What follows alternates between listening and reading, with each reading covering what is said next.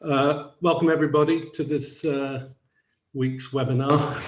I've got the privilege of doing what I don't normally do, which is introducing everybody and a little bit of background information about the charity. UK Doc is a charity focused on emotional and mental well-being of doctors. We're delighted to be in partnership with First Responders First, a Thrive Global Initiative, Harvard T.H. Chan School of Public Health, and the CAA Foundation. It's also important to just acknowledge our sponsors, Draeger, who, if it wasn't for them, we wouldn't be able to put these webinars on. So welcome everybody to this week's webinar. I've got three fantastic people on this webinar. We've got Kate Warriner. I'm going to read this so I don't miss anything out. Performance psychologist for Olympic and world champion athletes and Headspace content co-creator. Tom Mitchell, England Rugby Sevens captain. We had you on, gosh, I don't know when now, May, June. And our focus then was on leadership and attending to emotional well-being. And Dr. Rupy, founder of the Doctor's Kitchen, author of Eat to Beat Illness and the Doctor's Kitchen. I think Eat to Beat Illness is just been, I think it's just been published or is coming out. Also done work for the BBC and I think a new, is it Channel 4 program, if I understand rightly, and also the website where you get a lot of content and information about well-being in terms of food and diet and nutrition. So welcome to you all. Tonight's topic is optimizing the mind and body of medics. I think, as we said on the website, it's clear that fitness, nutrition, and mental coaching are key well-being areas for medics to prioritize on their day-to-day lives. I mean, I think one of the things about UK Doc is both to inform and educate people about emotional and mental well-being.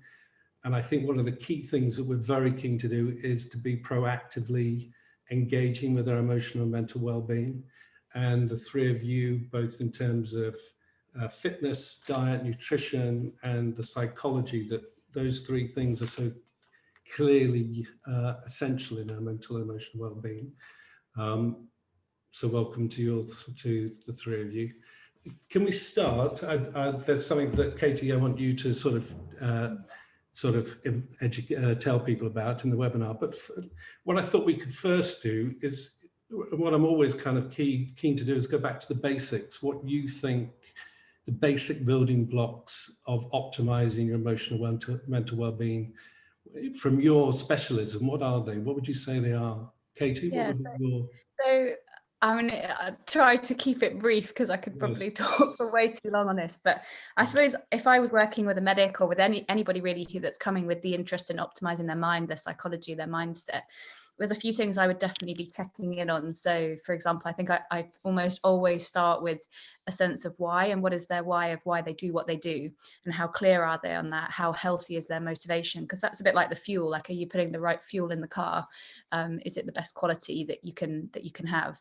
That creates a very sort of resilient identity, that creates a kind of real strength in terms of handling setbacks. I'd also be looking in then, do they have a kind of a proactive way of building their confidence? Do they have a proactive process to switch on for moments of performance? Do they also have an intentional way of switching off and being able to rest and recover? That's as important as anything else. And then do they have a sort of tribe around them? Do they have good people that they trust, that they can go to when they're struggling? And do they actually use that support network? So those would be my sort of starting offers of building blocks, but I'm sure we'll sort of flow from here and expand it out. Brilliant, brilliant. Rupy, what are some of your views around the basic building blocks? Well, to sort of stick to my area, I guess, I think one of the best founding or the building blocks for a healthy mind and a healthy outlook is definitely looking at nutrition, and something that's been underserved and under talked about for a long time now. Since a couple of the studies that came out of Australia and America, looking at interventional studies with Mediterranean style diets, We know that what you eat and the impact it has on your gut, as well as the inflammation level systemically, can have a profound impact on the health of your brain and mental health as well. So I think as a very basic starting point, you know, making sure that your diet is as nutritious and fueling as possible, and that comes down to the simple principles of fiber, quality fats, lots of different types of plants, and eating whole as much as possible. It's easier said than done. And I'm sure Katie will lend her opinion on some of those thoughts as well. But at least educating ourselves on what we can do through nutrition as a tool to improve our mental well-being, for sure. Yeah, brilliant. Tom? I've just realised how much I'm going to learn tonight off these other two. This is going to be great. I suppose one thing that we'll definitely get into that I can hopefully shed some light on is the importance of physical exercise and the connection between the mind and the body. But I think underpinning all of that, particularly in the kind of performance environment, which is something I've experienced in sport for a long time, but there's a lot of crossover for a lot of the medics, hopefully. And the number one for me is probably, how do you regain your perspective, and how are you finding your perspective on a regular basis? And a lot of that taps into what Katie said there. So that might be from the people that you're spending time with, but it can also be done as an individual a lot of the time. And what kind of things allow you to access that perspective on a daily basis, or at least a regular basis, so that you can tune into it? I mean, in the way that all of you have spoken, there's some very clear building blocks, and then how you initiate them, how you keep focused on them, how you keep being able to engage with and feel motivated and engage with the process. Because that seems, from the webinars we've had, it's quite clear what we need to do. It's getting to the point where we can do it and then sustain it, engage with it, and so on. Katie, you had a brilliant idea for tonight's webinar, which is to have much more in real-time interaction with the people watching. Do you want to say a little bit about how we're going to structure that? Yeah, of course. So really thrilled to be with you tonight, and thanks so much for those of you that are sort of tuning in. It's a pretty special topic I think for all of us. And when we were sort of meeting to discuss how we best sort of focus in this webinar, one of the things we were really keen to do is, if we weren't in these COVID times, perhaps we'd be all sitting in a room together and we could talk and ask more questions of everyone. So there's a really simple bit of technology. I'm just going to share my screen, and hopefully you'll be able to see it. Just some questions that we've got for you. So all you need to do is open up, open up a web browser. It could be on your phone, on your laptop, whatever it is, and just go to the website menti.com, menti.com. Your phone's fine, laptop, iPad, whatever it is. So just hop onto that website, and then you enter in the code that you see on the screen now. So 1569990. And hopefully, if it all works well, you'll then see the question that is currently shared through the webinar. So we were really keen to get your feedback, basically, as to how you're doing in the 3 areas that we're really passionate about for this evening. So your nutrition, your physical fitness, and your mindset. The scale is just a very simple sort of 1 to 7, I think it is, or I might have set 1 to 5, where 1 is struggling. I think it's 5, so forgive me if I've got that wrong, and then 5 is thriving. So fantastic. So we've already got a couple of people that have clicked on, and you can see then, so nutrition, for example, it feels like a bit of a horse race. Dr. Rupy, your area, we've got some people already taking their nutrition seriously. Fitness is coming out there sort of in the middle, and then mindset on a 2.2. So if a 1 was struggling and a 5 is thriving, it gives us a really quick snapshot. So thanks so much, everybody, for filling that in. We'll come back to this as we go through the webinar, but Tom and Dr. Rupy, if you just sort of remember what your numbers were, and perhaps we can reflect on that. So there's a couple more votes coming in. I'll give it another few seconds. Are you actively using Menti in your in your own work. I mean, how yeah, and it's amazing what you can do, and I really encourage you guys to check it out if you're regularly working virtually like this. It just allows you to feel that little bit closer to those people tuning in the work I do in elite sport, with rugby, with hockey. Often you're running sessions with up to 60 people, sometimes even more, and it just allows you to get some real feedback as to where people's heads are at, and then we can make sure that we focus in ways that really help.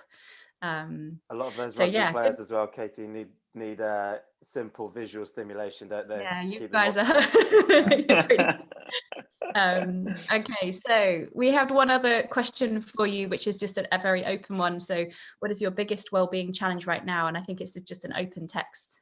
So feel free when you've had a thought just to pop your answer in there. And again, we'll then be able to tune into that hopefully as much as we can through the webinar. That comes up as what is your biggest well-being challenge right now? Is that right? Yeah. So they've got a couple of answers coming now. So sleep for somebody, which is, that might be something then we could focus on, Chris, with one area of the webinar of how do we sleep better and why it's so important for both our physical and mental health. The first one, am I right in remembering mindset was the most difficult? Yes, I think so, but it was pretty close actually with physical fitness. Yeah. But does that surprise you, the fact that it's, or Rupy, is it surprising that nutrition seems more possible to attend to than one's mindset? I mean, actually, it doesn't surprise me. In practice, I think people kind of know what they should be eating. But when it comes to putting it into practice, I think mindset is one of the core features that will allow everything else to sort of flow. And what I found really interesting with the physical exercise is that you had two distributions, and one side of the extreme. In the background, there's like a faded curve, and it demonstrates that people are either super active or like not able to perhaps get off the couch or motivate themselves to exercise. So I think that was super interesting, whereas the other two were sort of like distributed towards the mean. Yeah. I mean, it does show how they're interconnected. I mean, the mindset, do you agree with this? That the mindset really needs to be the basis on which everything else flows? Or do you think it's more nuanced than that? They're so interconnected, aren't they? Because sometimes, I mean, for me, I think one of the best things I can do for my mindset is exercise. So I could try and use psychological techniques to be more positive or to feel more confident, but actually it's getting out and going for a run, going for a bike ride, doing some yoga, the physical side of it. And to be fair, actually the nutrition as well, that they're so interconnected. It's a bit chicken and egg for me personally. But if you can get yourself exercising and eating the right food, then it does strengthen your resilience, your mental, emotional resilience and robustness. Definitely. Tom, sorry, you were going to say something, Tom? No, so I was having this kind of conversation with someone recently about whether you can just have a conscious switch of mindset or whether you need habits to allow you to do that. And I think it's interesting. And the way I kind of sort of ended up when I was thinking about it was that certain behaviors, i.e. going for a run or eating healthily, kind of provide the conditions which make it easier to kind of regain a mindset that's going to be more useful for us. So I was kind of thinking of it, it's not necessarily essential to be doing any of these things in order to have, a tip-top mindset that you're feeling is a high-performing one and a happy one. But certain conditions and certain habits and activities allow us to kind of access it in a bit more of an easier way. Exercise being probably the number one, certainly for me and a lot of people. I mean, Katie, some of the work you do, because I know I'm right in thinking you've worked with Tom or with the team. Yes. Privilege for me personally. I'm just going to stop sharing for a moment. We can come back to this. Yeah. What do you think are some of the key things to attend to when it does, when your robustness or your resilience starts to sort of falter, sort of weaken? What do you see as the key things to get a sense of to get the fuller picture of what's happening? I promise not to embarrass him too much through this, but when it comes to resilience, I mean, I actually, rather than me coaching, should I call you Tom and use your proper name? Tom has whatever you want, Katie. I'm going to keep going with Mitch, otherwise it just feels too formal. Mitch actually taught me an awful lot and role modeled an awful lot to me about how it's possible to take care and lead the team, as well as leading his own performance, being one of the best in the world at what he does, as well as taking care of his family, his friends, and just so many different parts to how he builds his resilience. And it's so humbling to have worked with him and his team for a number of years. Coming back to your question, I suppose the key bit, and we saw it actually in that word cloud that we might come back to in a moment, was often our resilience gets compromised when we don't rest and recover enough, when we expect so much of ourselves, more than perhaps we ever expect of anyone else, when we don't stop and celebrate the small successes, and when we don't allow ourselves to be human, is almost trying to be superhuman in all that we do. And so I think resilience is it's a muscle, and the more you train it, the stronger it gets. But like all muscles, it needs to be switched off from time to time. You need to find ways and have proper strategies that allow you to actually kind of recover, not just sleep but rest. Both are so important. Yeah, we talked a lot about as a team, we talked a lot about the switch off side of things. And part of the mindset that I used to struggle with at times was that constant or pretty constant drive to want to deliver. And I was experiencing it, just wanting to deliver like good match results and win rugby games. Entertainment. And yeah, but that was enough pressure to create some problems for me at times. So I can only imagine what it's like when you're working in a hospital environment, when there is objectively more on the line. And so that constant desire psychologically to deliver, to be your best, to do well, I can imagine can build into a real burden if you're never finding the balance, which is the other side, which is the switch off. And it's about, I suppose, allocating time for that switch off, and understanding, it sounds simple, but understanding what it is that a switch off looks like and how you're actually accessing that switch off mindset. Because we could quite feasibly, and we've all done it, you're like, oh, I'm going to switch off and go for a walk in the park with the dog or with my wife or partner, whatever. But if you're thinking about the last patient you treated, or in my case, the last kick I missed, or the last try that I should have scored or something, then that's not really switch off. So I guess there's how aware can we be, and that's where it helps to have someone else to help you get that mindset, sort of perspective on that mindset, whether that's working with a psychologist I was fortunate to have in Katie, or just people who you're close to and who understand. And that's the most powerful stuff that's come out of the work we've done as a team, I think, is that we're now able to, it usually takes one or two to share, and then it kind of follows on from there, that you realize that a lot of other people are having the same difficulty with the mindset in terms of switching off. And once you understand that, it's a lot easier to have the conversations amongst the peer group, with other people, with your colleagues. It's incredibly powerful in terms of being able to maintain I guess performance is maybe the right word if we're talking about for the medics as well, but also not experiencing that burnout. So yeah, there's something in that, I think.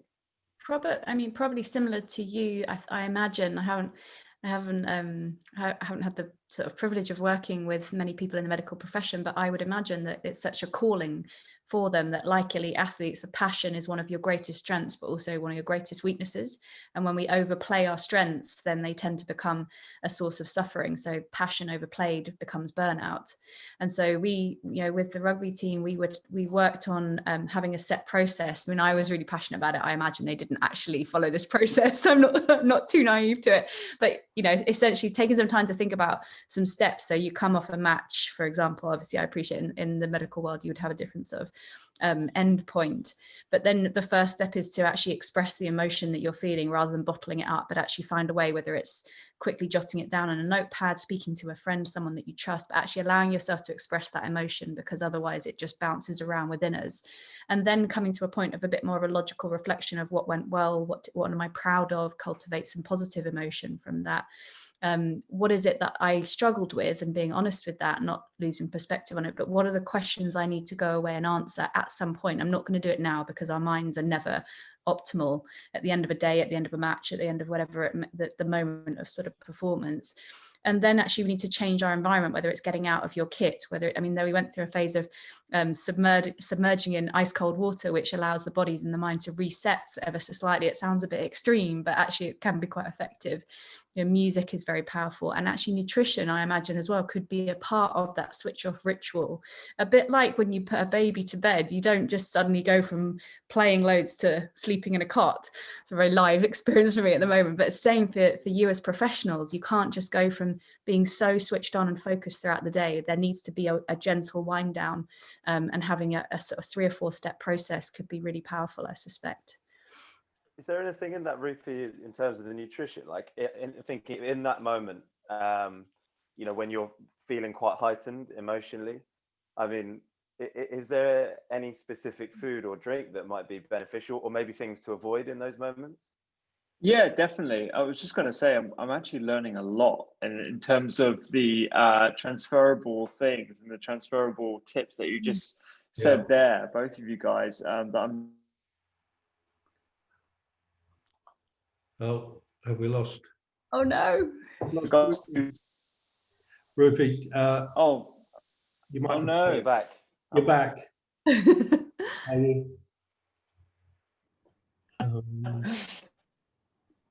You're back Can you hear again. me? We got you. I'm back. Oh, you have got me. Okay, cool. Yeah. I was just about to say, with regards to nutrition, there aren't specific foods that I recommend that could help aid that wind down process, but certainly things to avoid would be anything that would be stimulating and anything that would be not conducive to improving your or maintaining your gut health. So things to avoid would be high sugar items, refined carbohydrates, and any stimulating foods like caffeines or even dark chocolate, actually. So it's got quite a bit of caffeine in. But obviously that's in the context of the person and what they've just been doing. So if you're an athlete, then there are definitely some nutritional needs in terms of refueling and making sure that you're going to be practice ready for the next day and you're aiding your recovery. With regards to when I finish a shift and what I advise my colleagues to do after a shift is not to go for that takeaway, to go for that just comfort food, even though that's the intuitive thing that we want to do. Actually, if we're really trying to look after our health, we want to look for the quicker items, the quicker recipes that are actually going to be maintaining your gut health, and actually we're going to be supporting your immune health and supporting your gut and making sure that you're actually going to be giving yourself a rest as well. So and you can very easily fall into bad habits. There are always chocolates in the ward. There are always like little quick grab and go items that some kind patient has brought in for the staff, you know, with the best intentions. But unfortunately, that becomes like a daily habit, and that's not conducive to a healthy lifestyle that will serve us best in the long term. But yeah, those are those thoughts on nutrition specifically. And I think it really comes down to the cumulative effects of diet rather than one-off items. So absolutely, you know, it's proper and advisable to indulge every now and then to maintain your sanity, but it's that collection of meals, the collection of, you know, little snacks and stuff over a long term that will either have a positive or negative impact on your mood and mental health and overall health as well. On the sorry, Chris. When you talk about gut health, just say a little bit more. How does what are the obvious signs of an unhealthy gut?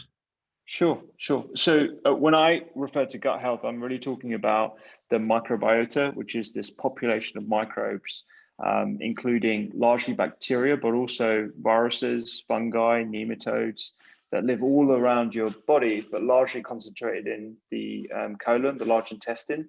And this population, which weighs about 2 pounds or so, and has a collective genome, which is 100 times our own, is responsible for digesting food, releasing micronutrients from food, producing neurotransmitters, and they're inherently involved in blood sugar regulation, the maintenance of inflammation, which is a very important process, but one that can fall out of whack quite easily.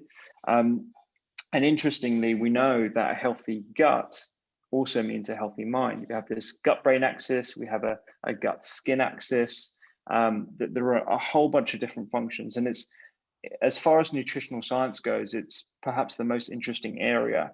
And so quick wins for improving and nurturing this gut microbiota would be improving plant fiber and variety in your diet. So that's getting more plants, more nuts and seeds. The different types of fiber include beans, lentils, legumes, and also improving sort of times when you actually give your gut a rest. So constant snacking, which is something that I tend to find myself doing when I'm on a shift, is universally not good for your gut because you want to try and give it a rest every now and then. So routine, which is something that is unfortunately disturbed quite a bit if you're a shift worker, that can have an impact on your gut. So having some sort of routines and some sort of healthy habits when you're not doing night shifts, for example, those are definitely things that could help. I think you asked about signs for indications of poor gut health. Bloating after meals, I would say changes in your stools, alternating loose motions and hard emotions, constipation, and also just general suspense. He'll come back to this, and even I've been lost again. Yeah, you come back. That last bit. I come back. It also says. Sorry. It also says I'm mute. Am I mute on my? No. No, you're not mute. That's another you, Chris. Sorry, the internet's terrible here for some reason. What? Just go back to what you're saying. I can't remember what I was saying when I got cut off, but basically, the last thing I'll say before I shut up is when it comes to gut health, there are a number of different signs. So bloating after meals, alternating stool pattern. But one of the commonest features I find amongst medics, anyone who's listening to this who works in hospital or works in a shift environment, is bloating after a night shift, and that's because your gut has been like, what on earth has happened? Why have you given me food in the middle of the night? And your microbes just aren't ready to respond to food and nutrition. So those are definitely indications of poor gut health, but there are things that you can do to improve it. Wow, that's fascinating. What sort of things? I mean, is there a simple sort of list? Yeah. So my top tips are definitely to focus your foods around colorful plant foods. The other thing is making sure you're giving yourself digestive breaks and eating in a rough defined window of around 10 to 11 hours per day. And actually, I did a podcast with a colleague of mine who's a consultant pediatrician at the Evelina, and he's actually a fan of not eating when you're on night shifts as well, because that actually disturbs your microbiota. Obviously, this has to be taken with a pinch of salt, because sometimes you need to just have a coffee or whatever when you're in the middle of the night shift. But if generally you can observe a fasting period as you normally would, because you'd be sleeping during that time, it helps you kick back into your normal routine when you go back into your regular circadian rhythm. So those things would help mitigate against any disturbances to your microbiota. I mean, I love the way you talk about, or to me anyway, the beauty of food. Literally, yeah. the visual, the reward, the sense of something positive, just literally in the beauty of it. Is there a usefulness or a value in because there's a ritual, isn't there, in preparing food and cooking it? But in terms of what Kelly was saying earlier, could that realistically, is that something one can do after such a shift? Yeah, so I'm a really big fan of having like a meal that you can master at the end of a night shift, because the temptation, or at the end of a shift, let's say like a long shift, the temptation is to rely on a takeaway or get something on the way back from home. But I've got like a few items in my store cupboard that I know I can whip up a meal that I absolutely love in like 10 minutes. And I don't need to rely on having to have fresh ingredients. And it's like tinned beans, whole grain pasta, some tomato sauce, tomato puree, and a few spices. And I can whip up something super fast. And finding something that meets what people crave, what people are, is culturally relevant for them, is something that I think everyone needs to have like a strategy for. So I did a little workshop at one of the biggest psychiatric intensive units in London. And we went around the room, and, we had people from a Jamaican background, people from Chinese background, Indian background. And so we just talked about like what different meals they love, what's comfort meal for them. And we made like a healthy recipe for them that they could make from store-coupled ingredients. And that exercise alone empowers them to still enjoy food, but still also have like a backup option that we as medics all need. We definitely need to have that. I think everyone needs to have that sort of like basic staple in their store cupboards. So yeah, simple things like that. If you could just start with like getting into the routine of having a healthy meal, and maybe to your point, Katie, that could also be like the signal of like what you do when you finish a long shift. It's like a reward and also like a pointer. Really, I'm coming around for dinner. What time is it? That still sounds amazing. That's great stuff, Rupy. That's really, I'm relating to that, like, and it's very different, but that the temptation of, I always get it after, and I had it recently, came back from a tournament, and you're a bit jet lagged, and you're tired, and you're a bit fatigued, and you also feel like you've done the work, and you're now like having your switch off time. So you're like, oh, I can't be bothered to cook, so I'll get a takeaway because I'm treating myself as well. But then actually that doesn't contribute to a good kind of few days, I've found. And that's such a good suggestion, just like having an easy go-to, because it can be quite a daunting prospect actually cooking for yourself sometimes. Especially, and we're fortunate that when we go away, we are catered for in the hotels and stuff. So you get out of the habit of cooking for yourself as well. So that's such a useful tip, I think, because the challenge is, what the right thing to do is. The right thing normally is to cook yourself a home cooked meal, because you'll feel better for it. It's better for your body. You'll feel better for it tomorrow. And yet, I still reach for the telephone and order a takeaway, even though it's not the right thing to do. So I mean, that's I don't know, Katie, this is where we're back to you. Like, what's the solution? Well, that's making me think about. I know it's such a massive oversimplification. If there are any neuroscientists on the call, then I apologize. But the very simple distinction between our logical thinking brain and our emotional brain. The emotional brain is kind of coming from more of a caveman era, where actually food was not abundant in the way it is now. So if a caveman stumbled across a big food supply, or they would absolutely gorge on it, because that would make sense from a survival point of view, because you don't know where the next feed is going to come from. So that emotional primitive brain is way more powerful than our so-called intelligent, logical adult human brain.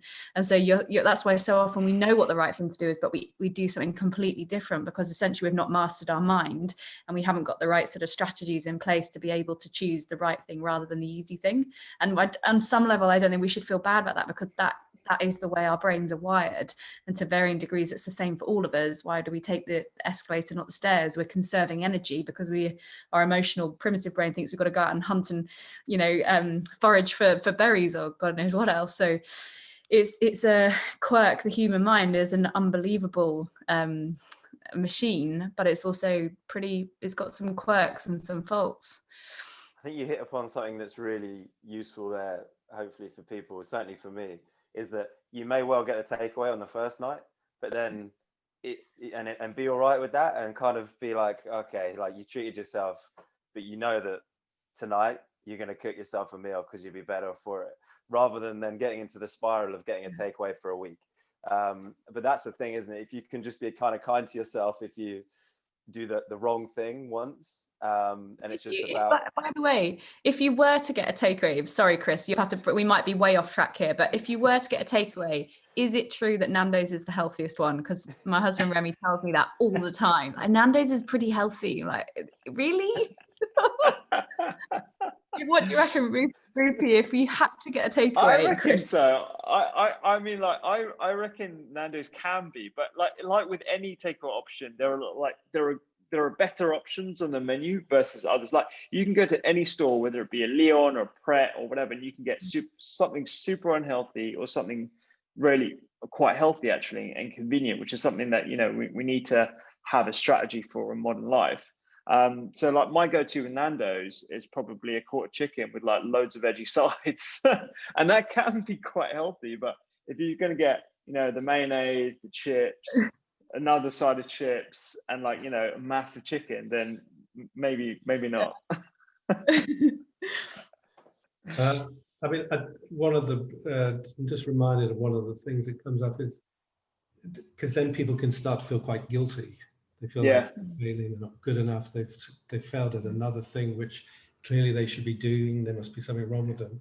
I mean, Kelly, what's your, I mean, that's a very particular example, but just that cultivating resilience in the face of one's own stumbles. Yeah. What are some of your thoughts about that? It's really important how we understand our emotions. So guilt, for example, so I think a conversation Mitch and I have had over the years, guilt is a really healthy emotion in the right situation, because guilt basically tells me that I've done something wrong in my behavior that's perhaps against my own values, and I need to do something about it to make up for it. So if I have a value around caring for my friends and I've forgotten their birthday, I feel guilty. That's a healthy emotion. I'll take steps to repair it. And the emotion of guilt has served a positive role in my life. It's not a comfortable feeling, but what actually I've noticed over the years is that people turn guilt into shame, and shame goes, whereas guilt is I've done something wrong, shame is I am wrong. There is something wrong with me because I'm making these bad choices. And shame, is a deeply toxic, powerful, unhealthy, 99.9% of the time not warranted emotion that we need to keep our eyes really open to, and help ourselves come back to a bit more of a logical way of seeing that no, we're just human. And we all make mistakes. I mean, that's a brilliant way of refining it, the difference between guilt and something that becomes shame, which is such a powerful undertone, that then you see how that then contributes to depression, anxiety. And you see it in people's language. They'll say things like, I'm an idiot, as opposed to I did something that wasn't very sensible. I mean, I appreciate like I'm being a bit pedantic about my wording, but I really pay attention to the language that people use, because it gives you a little window into the conversation they're having in their head. And I wonder if, Chris, do you mind if I just share my screen back so I can come back to that word cloud that we just received from, can you see that okay? Yeah. So when we asked, thanks so much to those of you who've given us your thoughts and been honest and open there. So imposter syndrome is coming out there as one of the biggest well-being challenges right now. So imposter syndrome, where you sort of have that sense that I'm not good enough. And it comes back to the same point around being a bit more intentional about how we build our confidence and how we manage when we make mistakes and how we treat ourselves when things don't go according to plan. And almost always imposter syndrome I've found is coming because people aren't intentional about building their confidence. We all have that inner voice. I don't know how they figure it out, but there was a study I read about where psychologists estimated that we had up to 150,000 thoughts per day, and a large percentage of those are coming from that more emotional, primitive thinking machine that's in our head. And it likes to focus on the negatives, and it doesn't want us to be confident.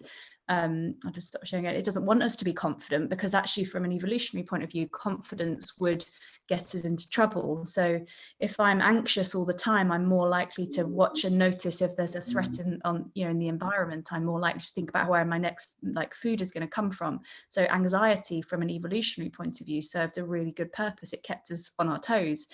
But the difference was that they then would just go back to being in the moment and just sort of not thinking so much about it. Whereas now, if we keep thinking like that, nothing is ever good, ever good enough. We never feel like we've got anything together. Everyone else seems to have their stuff together and we don't. And we end up feeling like an imposter. So sometimes it's about being more intentional about how we build our confidence.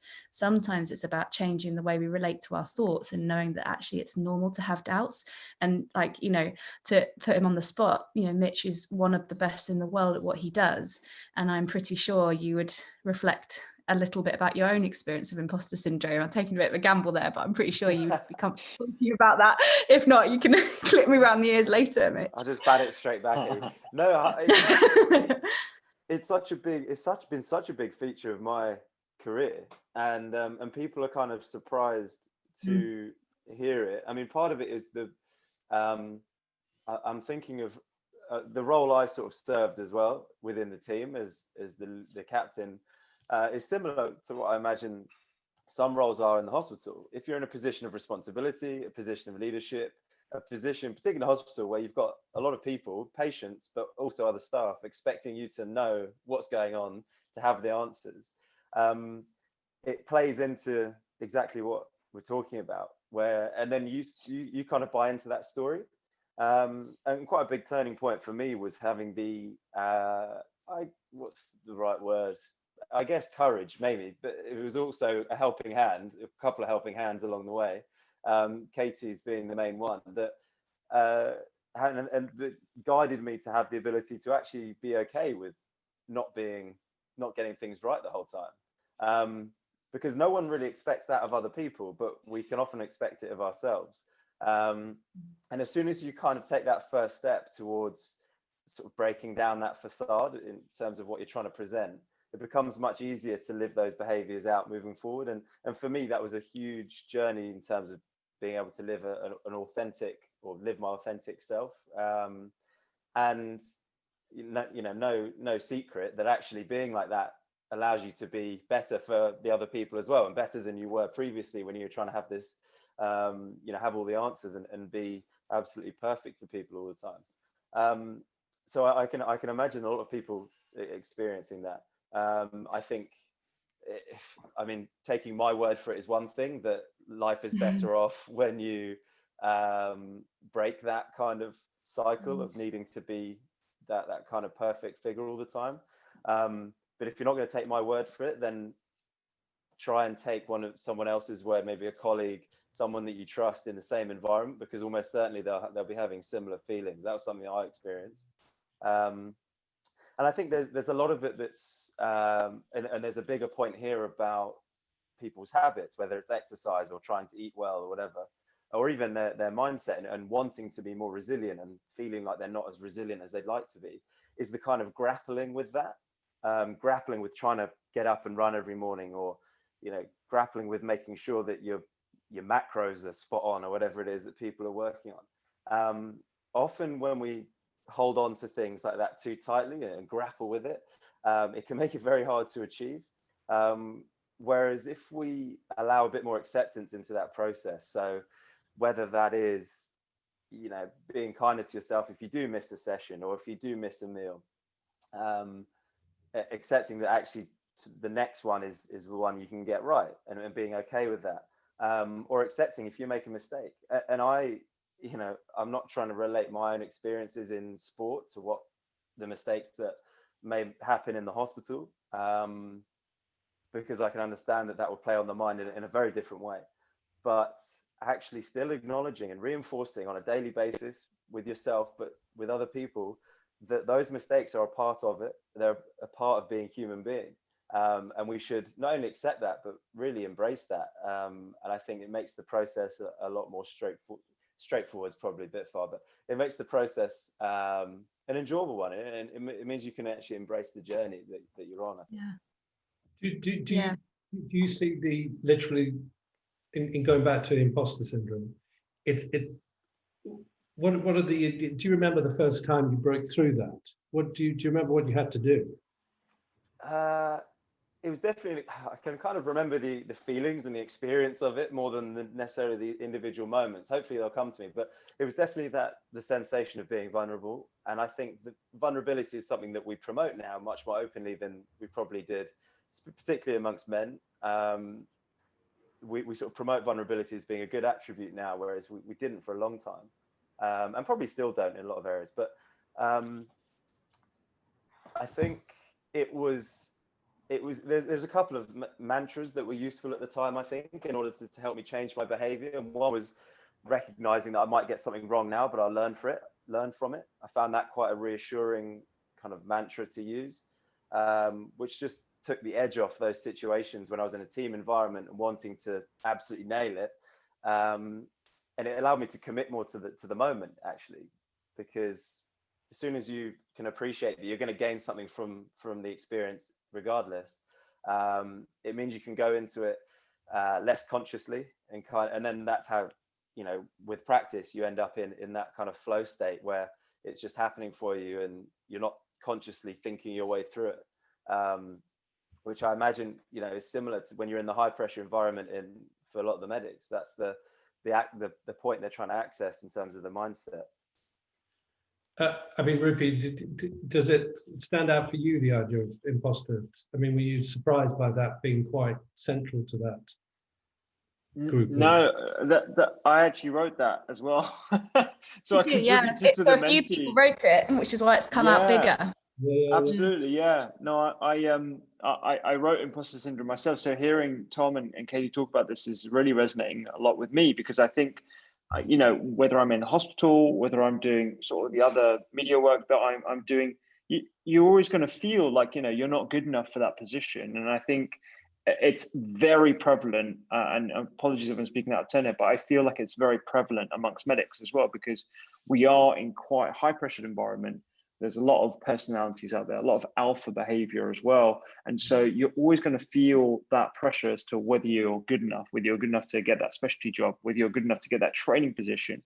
We're constantly doing exams, we're constantly being pushed at work, etc. So there are a number of layers of why we might feel in that way. And just hearing Katie talk about the evolutionary perspective of why we sort of are drawn towards anxiety or drawn towards a negative thinking pattern. Honestly, that's so refreshing to hear. And that's actually made me understand so much more as to why I personally feel and think that way, and perhaps why my colleagues might as well. And just to bring up one other thing you talked about, that I just wanted to echo, that the whole difference between guilt and shame. I think it's super important to recognize that guilt is an important emotion, but when it spirals into shame, that's when it becomes problematic. Because I'm really aware as someone who, and I hate the term influencer, but I'm very aware as someone who has a degree of impression on other people on a public platform. I talk about healthy eating all the time. I talk about the studies, I talk about different diets, we talk about, you know, with relevant experts around the world and stuff.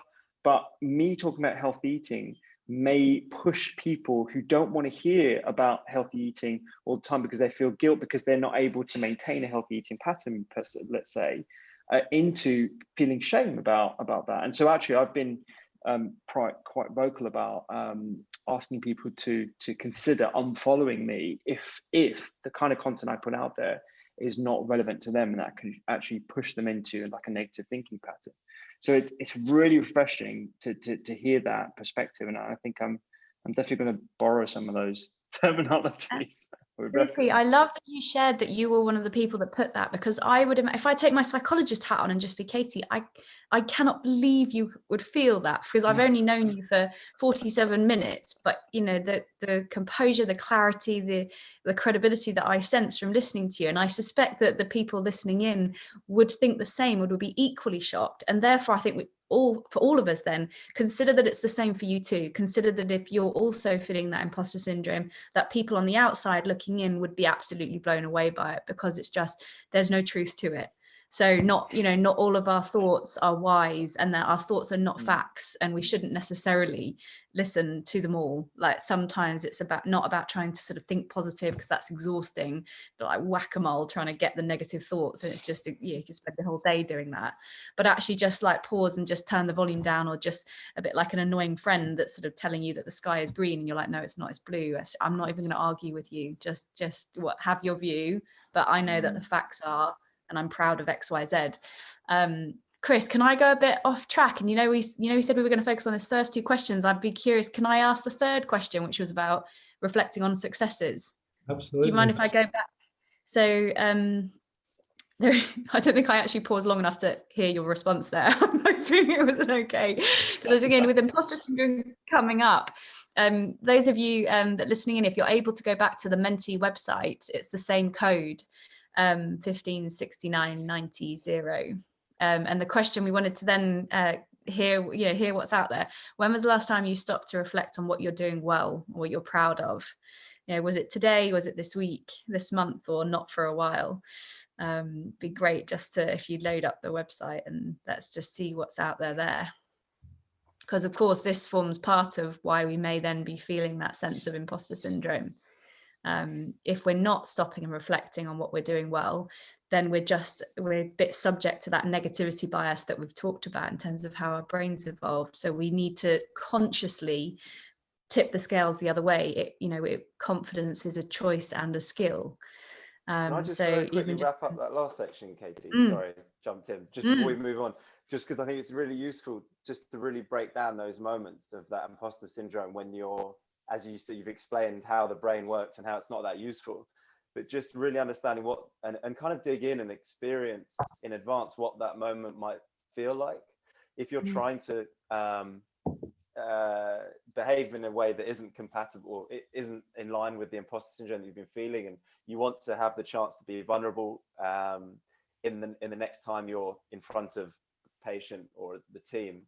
Kind of almost mentally rehearsing is something we've done a lot, mentally rehearsing what that experience might be like, because with the psychological side you're talking about and our ancient brains tapping in and not being very useful, it obviously comes with the physical stuff as well. But I think if you can kind of mentally rehearse for that, it gives you a chance in the moment. You might still retreat from it and behave as we have been doing, which obviously is not working for us, but then it gives yourself a chance of pushing through the discomfort of being vulnerable in the moment. I think that's something that's really useful. So understanding that you might start to feel a bit sick, you might have sweaty palms, your brain might start to think everyone's looking at me funny because they think what I'm saying is wrong or stupid, and then if you kind of mentally rehearse, it can really just gives you a chance in the moment to spot those things before they hijack you, and then you retreat from it. And you might not have it the first however many times, but I'm pretty sure that, I mean, it's the way the brain works, right? That if we rehearse it enough times, we've got a chance of getting it right. And then once we've done it for real, there's a chance that we'll do it again the next time and repeat that kind of behavior. Spot on. And speaking of that rehearsal, then from that, thanks to those of you that voted in there. So like only one person had reflected on what they had done well today. One person, that was me. I think I read it wrongly. Yay! You read it wrong. Is it inviting you the last time you felt well about yourself? Oh, sorry, no. So the question was, when was the last time you stopped and reflected on what you're doing well? So you sat there with a cup of tea and just thought, do you know what? I'm really proud of ...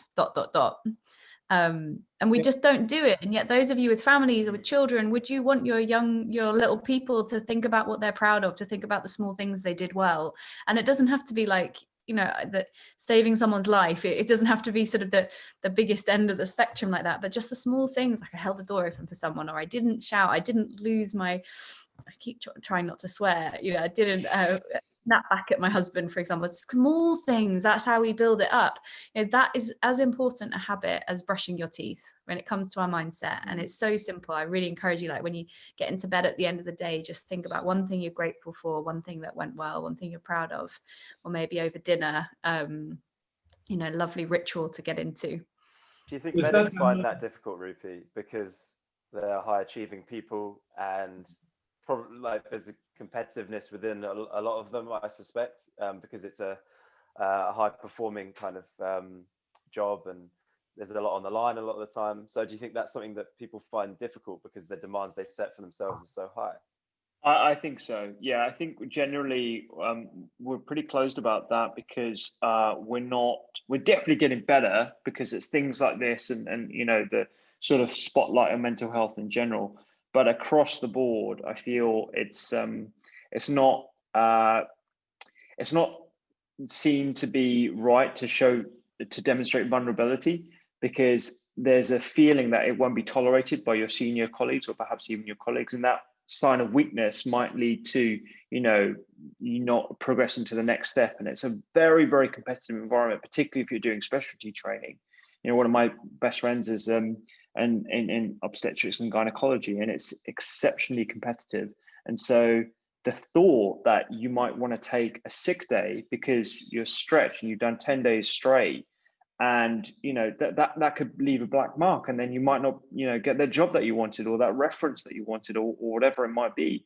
So I think there's always limitations to how vulnerable people are willing to be, but I think it's things like this that would invite people to open up a bit more, because otherwise it's just not sustainable. I mean, drawing on from my own personal experience of working full-time as a general practitioner, I 100% faced burnout, but I didn't dare talk about it at the time this is going back a few years now. I didn't dare talk about it with my immediate practice because I wanted to become a partner there. And, you know, I didn't want to, you know, show that, oh, this guy might be taking loads of sick days in the future because he can't cope with stuff right now. So it's little things like that that I think would prevent us from opening up. But the gratitude exercise is something that I've been doing for a few years. And I think at the end of shifts, I find it really, really useful because, again, that negative thinking, I always revert to the thing I should have done better, or I could have done better, or perhaps I, you know, could have been a lot more compassionate with a patient, for example. I should have said something in a different way. And you go back with that thinking. So thinking of one thing that went right after a shift, thinking of one thing that made you happy, you know, it might have been a conversation you had with one of your colleagues, whether it be a nurse or whoever. You know, those little things, I've started doing that a bit more after my shifts, particularly those in hospital. And honestly, it puts such a positive accent on the rest of my evening. It's a really good, simple exercise to do. That replaying thing that you're talking about, you know, we go back over that one mistake we made or the thing we shouldn't have said that we did. Again, I feel like I broke a record, but it's coming back to how the brain evolved, that actually from a primitive point of view, if you encountered a bear attack or whatever it might be, actually it would have been helpful to replay that so that you can figure out how to avoid it next time and figure out how to learn from it. So you'd replay it in a way to help the learning. But now in this modern world, we replay it, we take it to the extreme. And then there's all the technology that doesn't help us switch off and all the other sorts of pressures that we face. So much of this is about the relationship with ourselves and how we could sort of, step forward from that place. I noticed just coming back to the work life with what people said they were struggling with, there was quite a few people talking about sleep. And Rupy, I was just wondering, actually, for all of us, actually, what are our thoughts on sleep and how we promote that and support that with the challenges and pressures medics are facing? Yeah, definitely. So again, the tips that I would suggest are ones that are easy to talk about, hard to action, right? So phones, everyone's phone is probably right next to them right now. 2 hours before bed, you need to just take them out of the way because it's that blue light that will inhibit melatonin, which is the hormone that has got more than just a soporific effect. It's an antioxidant. It's invariably related to a whole bunch of normal actions that happen during sleep. So removing technology 2 hours before bed. Eating early is very important because, again, that can have the same impact on hormones that regulate sleep. And then the other thing is nothing to do with the evening. It's about waking up and exposing yourself to normal sunlight, because that resets the circadian rhythm, which is the rough 24-hour cycle by which all living things operate on, whether it be plants or humans. So, early morning sunlight to make sure you're getting that dose of sort of energy in the morning, I guess, and making sure you have like a sleepy routine using those things, and then meditation and a wind down routine, and all the things that we do for kids. I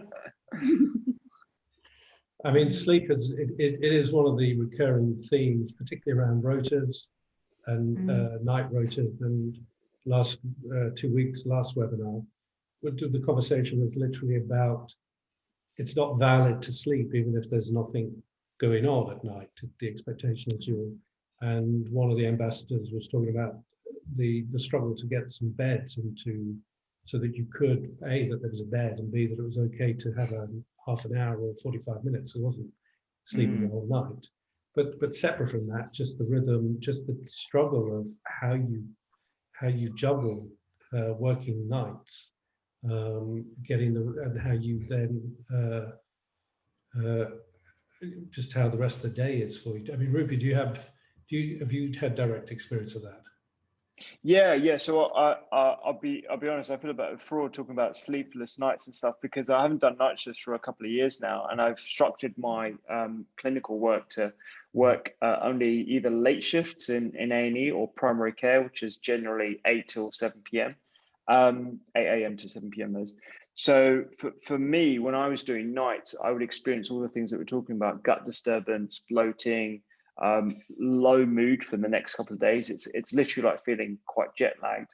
But towards the end, and I was working in Australia doing A&E until 2016, and I found a few strategies. One, it was putting phones away the next day, and then two was preparing myself to feel a bit jet lagged for the next 24 hours afterwards, and not trying to slot anything in, like not meeting up with people straight away, not feeling that, you know, you had to go and celebrate, trying to make sure that my diet was definitely on point, because the temptation is to reward yourself with comfort food, takeaways, whatever, as soon as your night shift's done. That's universally the wrong thing to do, because your microbes are already, you know, disturbed. So you actually want to try and feed them as best as possible, and just trying to slot back into a routine whilst being compassionate with yourself, and, you know, not feeling angry that you're not just slotting back into the routine straight away. Are there certain foods or liquids that help coming off that adrenalized sort of rota period of time? Yeah, so there are definitely some what we call soporific foods, so sleepy enhancing foods, things like pumpkin seeds. They've got quite a few different B vitamins and magnesium. Nuts and seeds are generally very, very good. Certain types of beans as well. These are also good things generally for your microbes. And then there are other things like oats and barley. And an interesting tidbit is I think it's turkey has a particular type of protein that again has a soporific effect. Yeah. Tryptophan. Yeah, sorry, that's it. Yeah, tryptophan. So those tryptophan containing foods are generally good. Although sometimes you'll find tryptophan containing foods also have things that are quite stimulating, things like dark chocolate. So it depends on how sensitive you are to the different elements. Yeah. I find dark chocolate amazing. While Rupy come back, you're an experienced, Tom, of sleep, of the I mean, it must be coming off tournaments or games. It must be quite how you come off that. Yeah, we sort of have our own challenges with sleep across the season. Some are caused by the travel, so the jet lag, and actually between kind of December and like April time, we go through so many different time zones that you're sort of spending a week. You come back from a trip, you spend a week a bit jet lagged, then you're 2 weeks of training, and then you're into a week where you're preparing for the next time zone. So you're trying to change your sleep patterns again, and it can be pretty tough. And then the other side of the coin is you've done a day of matches. So we play 3 matches in a day typically.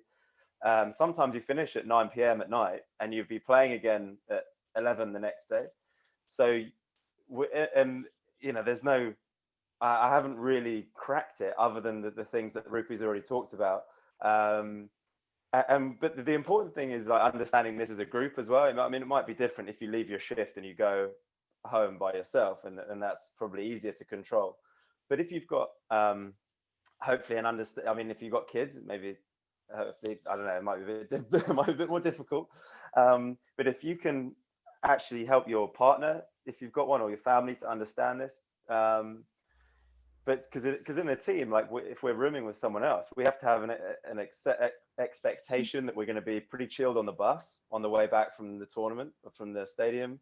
We're going to get in, we're going to brush our teeth, like minimal lights on in the room, like minimal chat, like no TV, get ourselves to bed. Like, so there's a bit of a routine that helped there, but it has been something that really can throw me off, particularly the jet lag side, which is the equivalent of working night shifts, I guess, is when you're just thrown off by it. On the broader, the thing that came to mind when you guys were talking, especially when you were explaining that, Rupy, was I guess a thing that would be a systemic factor of the workplace in a lot of workplaces, but it sounds like it's particularly the case with medics, is what we consider to be professionalism. So certainly something in sport. So actually, really, when we're thinking about it logically, the professional thing to do, if you're really, really tired and not able to perform at your best, is to say to everyone, I'm really tired, I need to have a break. But as you said, Rupy, like, we don't want to be the guy that can't hack it and putting their hand up because they need a break. So we'll just battle on, even though we're probably not at our best.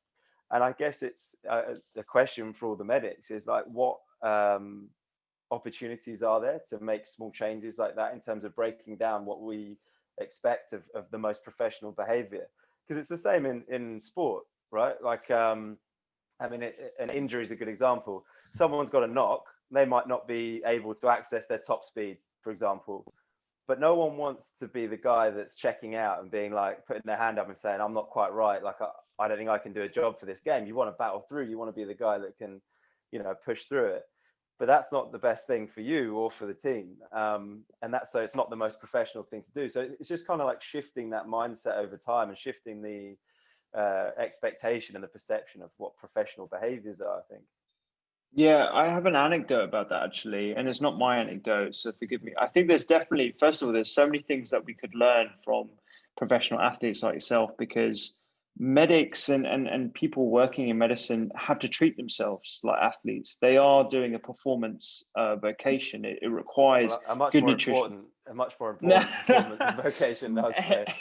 Everyone's job, has relevant importance, but when it comes to looking after yourself, we do need to be looking after our sleep and our nutrition and our psychological health as much as athletes, because it's a demanding job. But one thing you said about, which refers to the culture around taking breaks, I think is really important. And one of my colleagues was working in the Nightingale in London, and actually when people decided to take breaks, they had to put their hand up because they'd be in full PPE and say, I want to take a break. And what they started introducing during this time was everyone applauding when somebody put their hand up to go for a break, because they were applauding the fact that they realized they were tired, they needed to eat, they needed to go to the toilet or need to have a drink, and they had to leave. And so just that very simple, flip of, we're going to applaud, this is something that we do, we normalize this in our culture. We've lost him. That's an amazing experience. It's a profound thing. Oh, sorry. Did I go again? Yeah, go again. Sorry. I was just saying, like that little flip in the way we talk to each other, we treat each other, hopefully should trickle down into ITUs and then to general medical departments and hopefully A&Es as well, or simultaneously, because that sort of culture shift is really necessary in medicine. That's the most inspiring thing I've heard in a long time. Wow. It's good, right? Yeah, it's not my story, but it's... And I'd love to know what someone who was in that moment where they did have their hand up and say, I'm going to take a break, and then the applause came. I'd love to know how people felt in that moment, because I imagine it was deeply uncomfortable for some people, but so courageous. That's such fascinating insight. I mean, it touches on what you were saying earlier about celebration. That's a good example of in its own way, a celebrating of someone's courage or taking a risk, vulnerability. And being proud of ourselves, that like a few of us we've talked about something similar, in that you can only do your best with the skills you have at the time and the circumstances you're in. That was a mantra that we used to use a lot coming into major tournaments. You can only do your best with the skills you have at the time in the circumstances you're in. You can make your best better next day, next week, by learning, reflection, mentoring, all those sorts of things. But if we could get into that mindset that actually that's enough, that's enough for me to be proud of myself, not some objective level that I can't actually control. Like the athlete that goes in wanting to win will never experience consistent high confidence, because you can't control an outcome. And it will be the same in the medical profession. You can't control lots of outcomes no matter how much you want to. So we have to be, be really tough with ourselves. What are the consequences of thinking like that I have to be exceptional all the time, that I can never get tired, that, the consequences are you will suffer in many different ways, as will the people around you. So yeah, I'm so passionate about that. Like that if we can just embrace a culture of doing the best we can with the skills we have at the time, that's so powerful. I mean, for me, I've been mainly a spectator in all of this. It's the sense of feeling inspired by what the three of you are saying, partly because you're articulating it so well, but you're also sharing your own experiences. Which part of UK Doc is to educate, inform, and also inspire people. Which, this is exactly the sort of thing that we look for and value in terms of what the charity provides. If because we're running out of time. If you were to just give you a few minutes each to conclude, sum up things we might have missed, Rupy, what would your final thoughts tonight be? Yes, you didn't come to me first. Sorry, Rupy. Well, before my internet cuts out again, the one things I would say is don't think about what you feel you need to eat. Think about what your microbes need to eat, because your microbes are doing a lot of the work for you. So it's about fiber, it's about color, and it's about diversity. You're trying to entertain your microbes. And the other thing is be compassionate with yourself. You work in a super demanding profession and you can't eat right the whole time, and neither should you. You need to allow yourself luxury and a little bit of comfort at times as well. So don't be too hard on yourself. So 80 to 90% of the time, try and maintain your diet. Think about some healthy hacks, but don't be too hard on yourself when you fall off the wagon. It's super, super important. I love the idea of entertaining my microbes. I think that's great.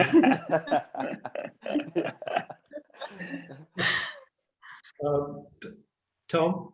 Yeah, well, I think rather than trying to wrap up, I'll let Katie do that and some of the gold that's been shared so far. But I feel like one thing we've sort of missed a little bit, because I've probably taken for granted a little bit being in the profession that I do, is we haven't actually talked a lot about the exercise side of things, which some people are struggling with. But similar advice to what Rupy's just said in terms of not being too hard on yourself with a routine you set.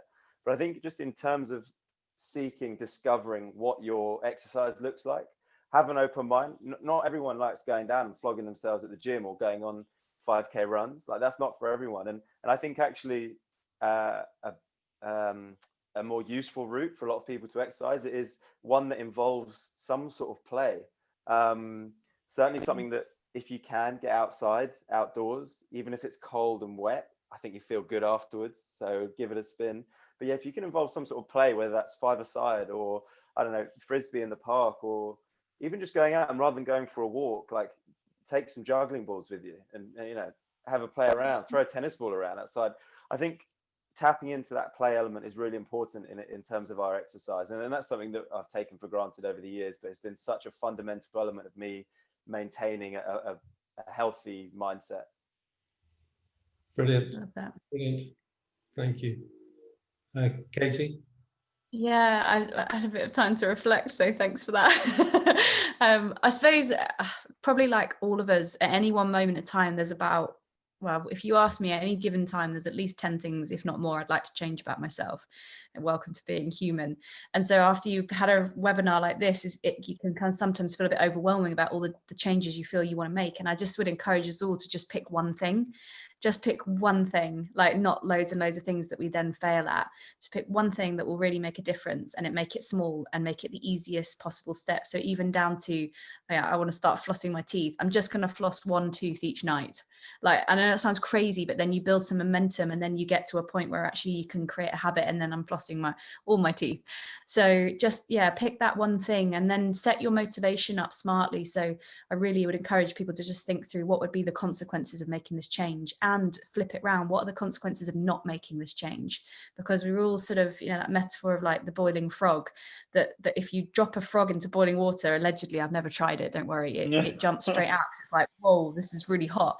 Whereas if you put a frog in just sort of tepid water and then you warm it up, it doesn't realize what's happening and ends up in a not great situation. That's what I think we as human beings are often doing. The water's getting hotter and hotter and hotter, and we're very adaptive, and that's sometimes our biggest weakness. And actually sort of taking stock of how hot the water is for us and picking one thing from this to boost your well-being, I think that could be a game changer for so many of us. Again, that's brilliant. I mean, the webinars, to me, it's gotten by in a bit of a blur. So there's so much you guys have touched on, and I'm definitely going to go back and watch it again and sort of absorb all the things that you've spoken about. Thank you all very much. As I said earlier, just OK Doc is here to educate, inform, and I think particularly inspire people to go and try out, experiment, explore, engage with the things that you've all sort of mentioned and talked about. So thank you all very, very much. Appreciate it. Thanks, guys. I've learned guys. so much. And thanks for the amazing work you guys do. Like, it's so humbling to be sort of speaking with you all. Like, oh yeah. Thank you.